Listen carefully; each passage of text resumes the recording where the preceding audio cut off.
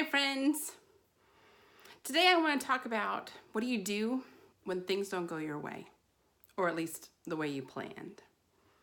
I am sitting in my LuLaRoe Sarah Devane room, my Lula room. Some of you who follow me here on lookUP Devotions and Encouragements know that I started a year and a half ago selling clothes, selling LuLaRoe.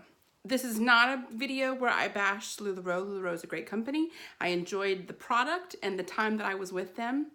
But it was me trying on hats to try to figure out what it is I was supposed to do with me and in supporting family and supporting my husband in ministry, but not having a specific ministry myself.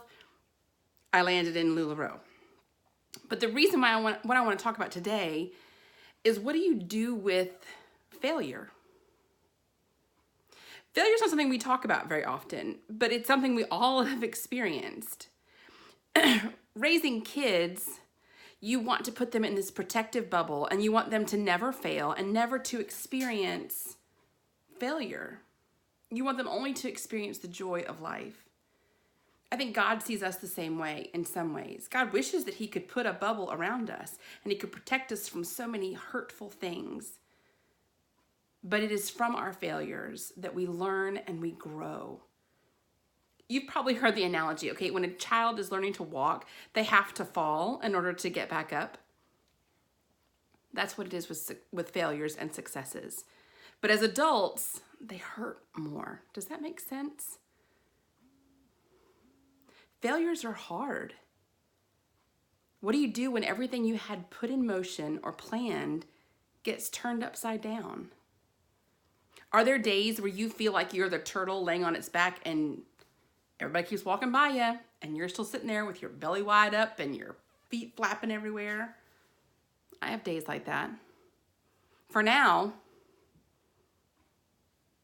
I have an empty room that needs cleaning and hangers put away and life to move on.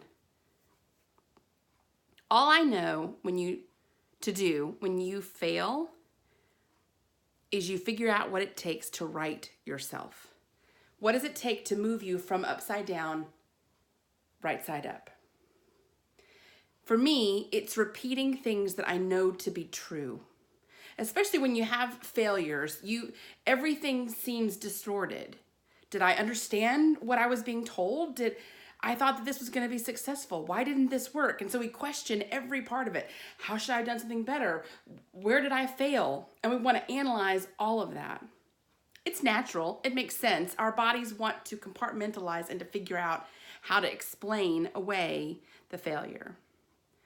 Our job as humans is to sit in the failure for a little bit and accept, okay, that didn't work.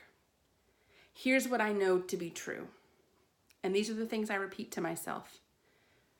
I'm a child of God. I am loved by God and God sees me. I am loved by my family, my kids, and my spouse. They see me, they know the real me, and they still believe in me and choose to spend every day with me.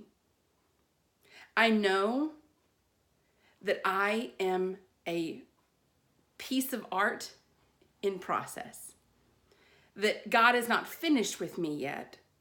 So the parts of me that are still being tweaked and figured out are not meant to be perfect. They are meant to be tweaked and fine-tuned.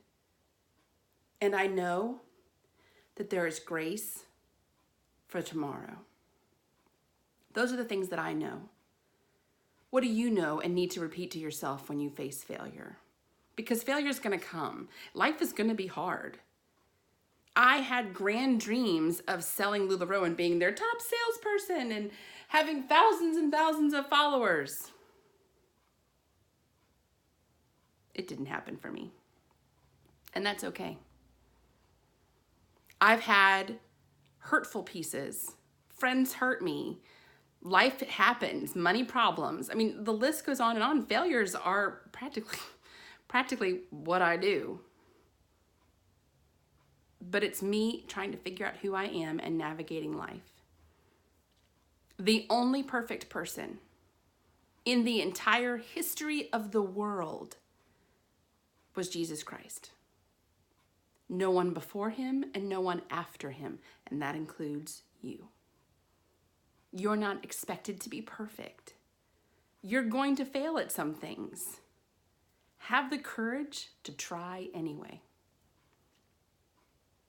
We talk to our kids all the time about, hey, you can't control everything. You may not do well on this. If you can tell me that you tried your hardest and did your best, then it's an A. It's a success in our book.